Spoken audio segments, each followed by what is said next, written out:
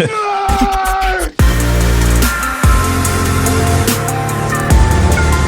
those nerds!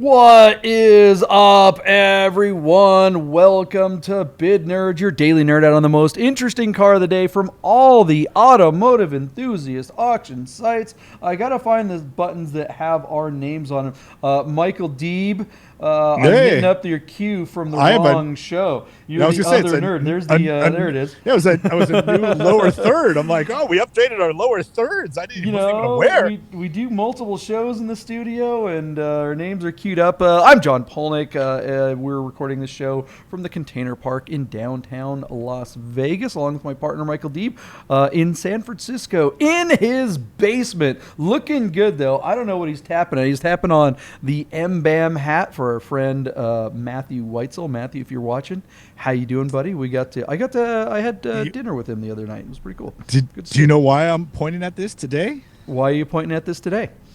Because today's his birthday. Happy birthday, it's his birthday, Weitzel. Matthew Weitzel. It won't be his Weitzel. birthday when this airs, but when we're recording, he'll be a year older by the time this airs. That is true. Thanks for the reminder. I got to go ahead and give him a text saying happy birthday. Yeah, I think he's here. Yeah. I think he's here in Las Vegas. I think he's leaving tonight or something like that. Wish him a happy birthday from his old pal Michael Deeb. Let's go. All right, guys, What do we do on the show? If you are new to the program, what we do is we find the most interesting car of the day from all the automotive enthusiast auction sites like Bring a Trailer, Cars&Bids, Marked, and more. We talk about that car. We have a little discussion, and then we make a prediction as to what we think is going to happen with that car's auction. Will it sell? Will it fail to sell? How high will it get bid to? We make all those predictions, and then, boom, we go into the future, and on the second half of the show, we will tell you exactly what happened. We'll give you the results of that auction. We'll discuss what we think, why the results were as they were. Sometimes on the second half of the show, you really got to stick around to the second half of the show, because the thing is, we get surprise guests on the second half. You don't know. Sometimes we get Lane Skelton from DWA. Sometimes we have Bradley Brownell. Sometimes we have Otto Kennel Paul. You just don't know who's going to pop in on the second half of the show. So on this episode, you're kind of stuck with us two nerds for the first half, but the second half might be really, really good. Heck, if you want us to skip to the middle, go ahead. That doesn't bother us as long as you're here, and as long as you hit the subscribe, like, and notification button. We're all good, my man. They don't even know what car we're doing. I don't even know what car we're doing yet. Well, it's red. I don't know. It's a pretty. If you're on must this, be Italian. If you've clicked on this, you know what car because it was on the thumbnail. Let's hear about it. What is this thing? Tell me all about it, Michael Deeb. Look at that. JP. Do you remember the first girl you had a crush on when you were in grade school or high school or whatever? I do. This is my first car crush. So rewind to 1984, 1985. My dad decides to get his pilot license. The guy who teaches him how to fly is a guy named Ed Therian. Ed Therian was a member of the Ferrari Owners Club and had and still has a 1975 or 76 308 GT4 Dino. And so can you imagine, I was 14 or 15, just getting to the point where I wanted to learn how to drive a stick. And my dad was going to teach me, and his best friend drove a Ferrari, and then came to Christmas and gave me a Ferrari model of Testarossa or something. And I thought he was the coolest guy in the world. And I have wanted one of these cars ever since. Ed would take me on some of the Ferrari Club rallies in and around the Bay Area. And I would either sit shotgun or I would sometimes sit in the back seat with my leg on one side and my ass on the other. This very much, the back seat of this car is very much like a 911 JP. So what we're looking at is, in Ferrari speak, the 308 GT4 Dino is actually the successor to the 246 Dino, as it was a mid-engine. It was the first mid-engine car. The 308 that we know from Magnum PI was designed by Pininfarina and came out a year later. And for some strange reason, Ferrari ran two different cars with the same engine and drivetrain built by two different designers. This one, the GT4 Dino, employs a back seat and is still mid-engine and is done by Bertoni and has very angular lines. And for 30 plus years, the Ferrari community shunned this car and said it was ugly and referred to it as the ugly duckling or the redheaded stepchild of the Ferrari line from the mid 1970s, because everybody wanted to be like Tom Selleck and have a 308 GTS that was designed by Pininfarina and was largely considered more pretty. But I think the lines on this car are actually very beautiful. And what's really interesting, John, is this car is an American one that has big, ugly, black bumpers, but the European cars have smaller bumpers, and you can really see the lines of the front and rear, valances, and the car has some really pretty angles. The other thing that's interesting to note is that the suspension and the geometry on this car, despite having a longer wheelbase to give it a back seat, or actually it might not even have a longer wheelbase, it just happens to have a back seat. These cars handle really, really well. This is a car that can actually hang with an air-cooled 911 from the same era, whereas a Pininfarina 308 is a very heavy car. And the geometry and the way the suspension is set up, those cars do not handle at all. And any competent driver in a 911 can walk away from a Pininfarina 308. But the GT4 Dino is a true driver's car. So 3 liters, 8 cylinders, GT4 meaning the 4 seats or the 4 passengers. The car makes 255 horsepower and has 4 Weber carburetors. It sounds fantastic when revving it through the gears. And once you get the hang of it and the gearbox is warmed up, that gated shifter is not as bad as everybody makes it out to be. It has to be in good working order. You have to warm it up. The gear oil has to be warmed up, or that car is difficult to shift. Our car, John, is in Henderson, Nevada, and has 60,000 miles. It benefits from an older repaint. The thing that bothers me is they painted it kind of, in this case, sort of boring red. This car was originally brown, and I bet it would have looked really cool because it's definitely a car from a certain era. And I think that the color, any shade of brown that Ferrari would have done, I think would have looked cool on a car from that time period. The motor has also been rebuilt, and they upgraded the suspension with like conies and I think stiffer springs. They cut some stiffer springs. And then the wheels that are on this car are 16-inch wheels from a later 308, from a mid-80s 308. They are magnesium, which is cool, but this car would have come on 14-inch wheels and tires. So this is a +2 upgrade. And I used to think that would be the answer, but the reality is when you get up to a 16-inch wheel, the tire winds up being a lot smaller, and I just don't know if I still feel the same way. I'm starting to become that old, boring the smaller wheel and the bigger tire looks better. They also changed the exhaust for this. They put a full-on system on here, so it really sounds great. Does that hurt or help the value? I don't know. These are great drivers' cars, and if I had one, I'd probably do a lot of the same stuff here. So, 308s, GT4s languished for years. There were $25,000, $30,000 cars. We know interest is a big player here, but I think these cars are on the move. John Haggerty says $80,000 is all the money for one of these things. This car could do over that. It looks the part, and it's been sitting in desert dry climate. So, what do you think? Yeah, it sure has aged well. It's funny how this particular car used to be ished all over. I mean, it really reminds me of the 348, which is one of my favorite Ferraris. It just is, and people are still kind of ishing on those at the moment. But I think they're going to have their day. I think of the 348 as kind of like the 964 of Ferrari. But this car, it's like I've never driven any Dino. I have driven a 308, and I agree with you. They're difficult to. They just don't feel like a sports car. I feel like any 911 you could just own a 308 Ferrari. But this thing, if you're telling me it handles, I mean, look at that profile. That is just gorgeous. Yeah, it's funny that awesome. That in the same era.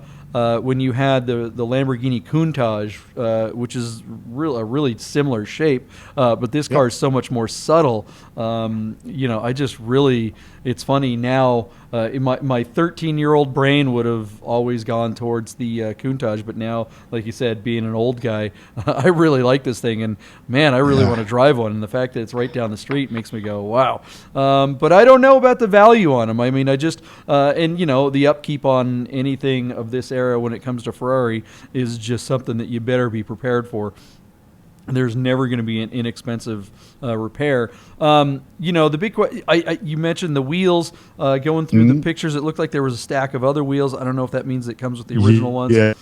So that's kind of cool. How much does it affect the value having changed the color of the paint? There were some pictures of the restoration. It's weird that now there's already chips on that and some kind of surface rust spots, but I don't know. This just seems like a fantastic way to get into a classic Ferrari and have something that's going to look fantastic and possibly be a whole heck of a lot of fun to drive. I want to get behind the wheel of one of these. Yeah, the original color was a brown metallic. As I'm looking at the sticker, the Marron Ferro, it would have been gorgeous in that color, with or without the boxer trim that was definitely in vogue back in the day. I prefer it without, but it doesn't bother me if it's on there because these cars were so distinctive for having that. JP, when I made my notes on this car a couple days ago, the car was at $44,000 on 16 bids. Today, a couple days before the auction closes, we're now up to $52,000 on 27 bids. So this car's getting some love and getting some action. And all that does is make me feel a little bit better about my high bid. I'm going to say $80,000, which is all the money for one of these things. If it were in the original colorway, John, and it just painted in the original colorway and rebuilt the motor and upgraded the suspension, I'd say this would be close to a six-figure car. But I think it's going to stay in the ballpark, but maybe bounce off the wall. So I'm going to say $80,000 and send it over to you. Our car closes in a couple of days, John.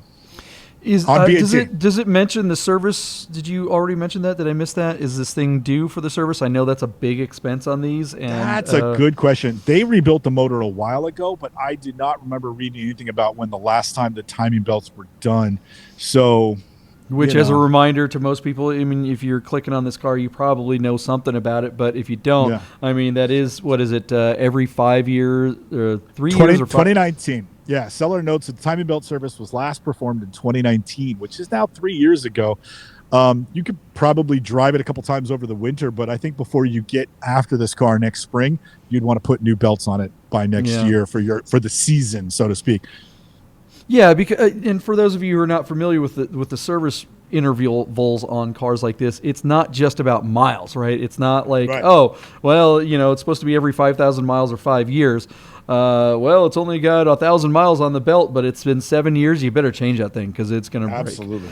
It's time also matters, and it matters to the value too. Because even if that's BS and the belt's going to last 20,000 miles, which I've heard of them doing, it's really going to affect the value. Nobody wants one of these that's due for service.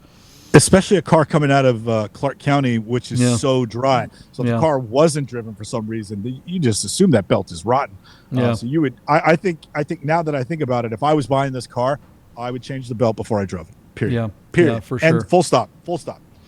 Yeah. And on top of that too is that when you get into a car like this, when you do that service, it's almost never just the service. When they get into something like this, they always find something else, and that can double and triple the cost of that service, and regularly does. You change all your fluids, you re-brake, you put the brake fluid in, and rebuild the calipers all the time, and then new plugs and wires and fuel pumps and water pumps. But these cars are look at the high reward. Yeah, the screw on this water pump doesn't look right. We better replace it. $6,000. Totally.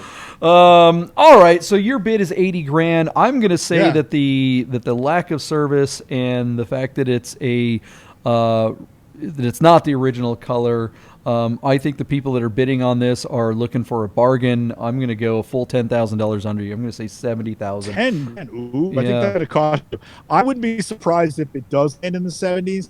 But I think at $70,000, you might have undercut it too much. But we'll see what happens right after this commercial break. Yeah, we will. Michael Deeb is absolutely right about that. Be back in a second, guys. Hey, guys, I'm super excited to tell you about our sponsor, Guys Customs. That's Guys, Gyx, _customs. That's how you spell it. Guys Customs bracelets. These things are amazing. Check them out. They're handmade in America, custom bracelets made to match your watch or your car. These things are unbelievable. I have 3 or 4 of them myself. My partner Michael Deeb has a bunch of them. They're pretty addictive once you get one. Each one of them are bespoke. We're talking carbon fiber. We're talking titanium. We're talking stainless steel, glass. There's none of this cheap Chinese garbage that you see a lot of bracelets being made out there. These ones are super high quality. They're made right here in America. When you go to Guys Customs on Instagram, it's about the only place that you can order one of these. When you DM the artist, you're actually reaching the real artist when you DM Guys Customs at Instagram. And she will make you a bracelet made to match that special watch, that special car, or that special person that has a special watch or a special car and they want something really, really cool in their life. They make the most amazing gifts. I get compliments on mine all the time. Everywhere I go, people are like, wow, that's really cool. You can see in the pictures, these beads, the colored beads are PTS. They're paint to sample. So if you have a specific color code for your car, she'll have beads made that are specifically painted to match your car or your watch. It's unbelievable. You got to get one of these Guys Customs bracelets. Check them out. They support us, and we really, really, really want to support them. Guys Customs bracelets. All right, let's get back to the bids. Let's find out how much that car sold for today. All right, here we are, guys. We are in the future. How's the future look? I don't know. It's a it's a beautiful day. It's a little sunny. I don't know. The light in here, it's not too bad messing with the studio here. Welcome to the future, guys. We're back. This is Bid Nerd, your daily nerd on the most interesting car of the day from all the automotive enthusiast auction sites. Today's beautiful car is something that I've been kind of like, I've been wanting to go to the future because I'm really curious to see what happened with this particular auction. Check out this beautiful Dino. What do we got here? The 75 308 GT4 Dino in your backyard. JP, that car's in Henderson. Why aren't you driving it? Oh, I know. It's not black on black. That's why. The other reason you're not driving it is because this car is still for sale. John, I thought this car was going to achieve $80,000. I really did, with the new paint and all the mods. I do wish it was still in its original shade of brown. That period correct color would have been really dope on this car. But Rosso Corsa, you can't go wrong. That's Riesel red in Italian, if you speak Italian. JP, you're more pragmatic than I am. You said $70,000, buddy.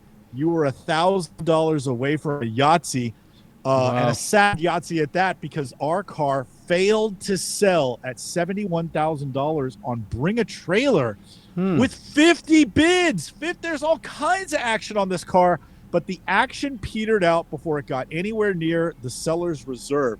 So this is a really interesting one to examine, John, because, again, $71,000 like 3 years ago was unheard of for a 308 GT4 Dino. But a couple of weeks ago, you and I didn't cover a 308 GT4 Dino that went to like $200,000, which I didn't even think it was an attractive car. It was like blue on blue. I was really shocked by that result. But I knew it would pull up the floor on GT4 Dinos, and I think that's the case here. I think this guy's got a lot of money into this car in modifications. There's a repaint in its history and a motor rebuild in its history. So you're talking about this guy invested in this car, the true value of the car, and now he's trying to get his money out of it. So I'm guessing the reserve on this car was probably close to 6 figures. And the people have spoken, and they're like, look, man, we see through your car. It's not stock. It's not a collector piece. It's just a great driver, and a great driving GT4 is a $70,000 car today. And so it's just an interesting result. You really have to read the tea leaves on this one, JP. And I'm I'm proud of the community for not overpaying for this car, because I don't think it's worth it. Again, the real value in this car would be if it was all stock. Well, if it's all stock, you got to repaint it. So it's just a machine. It's a great machine. At 71, if he had sold it, it would have been a great value for the money, because this is a great driving car. This is the only Ferrari from the period that can keep up with a a great Porsche build or a well prepped 911, air cooled 911. I would certainly have been interested in this car at $71,000, even though I would change a few things. But very interesting results. Surprised and pleased that they didn't overpay for it. Hey, what day did this close on? Because, we're in the future here. If you were watching this episode, we recorded this, a week ago or whatever. So things have happened since then. What day was this? Yeah. Saturday the 12th, the vaunted college football Saturday. I think when the fall starts and you go into the winter, I don't want my car on BAT closing on the weekend, period. Full stop. Well, I kind of agree with you on that because you're competing with football on both days, college and professional. But I think the big thing is that just a few days ago, at the time of recording this, we had the big, huge FTX collapse, which purged billions of dollars. We saw, what was it, Thursday afternoon? Last Thursday, again at the time of recording. We're a few days after that. But we saw just an absolute implosion in the crypto market. Now, it rallied a little bit back, but not anywhere. I mean, it was down there it was bad. So how many crypto bros are now out of the market? How many people are sitting there going, all right, it's time to tighten the belt? There's a lot of economic indicators out there right now that are saying things are looking rough in the future. And I think, we talked about it. We've certainly talked about it many times on the show and maybe before the break. I can't remember. But, a car like this being something special, but almost too special to the point where your average person, this is not a car on a list of cars that someone with a bunch of money wants, or maybe even a bunch of money isn't the right way to put it. Like if you're in 911, if you're in air-cooled 911 territory, you want to spend $50, $100, $150,000 on a really cool air-cooled car, and you don't have one, I think there's still plenty of people out there like that maybe still have the money, still want that car, and are looking for them. There are a lot to choose from, but there are a lot more buyers. Something like this, the amount of people looking for this car and to spend, a little under six figures on something like this, that is such a teeny little market. And like you said, there's 50 bids. I mean, that's got to be all the people in the world that wants one of these.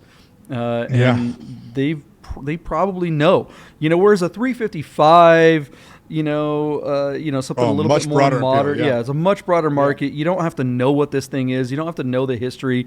There's a lot of people that want a 355 and could be dinking around on BAT. They have that money. They're looking for something. They see that. They know what it is. They had one on the wall or something like that. Heck yeah, I want that car. But this car, I just don't think is on really anyone's list, or at least not many people's list. I want this car.